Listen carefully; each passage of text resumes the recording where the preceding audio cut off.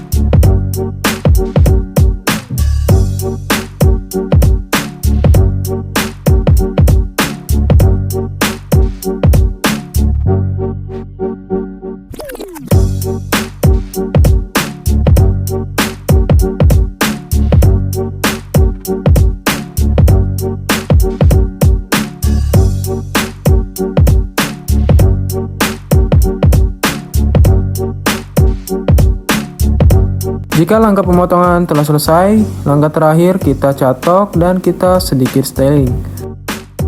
Jika sudah selesai, ini dia hasilnya.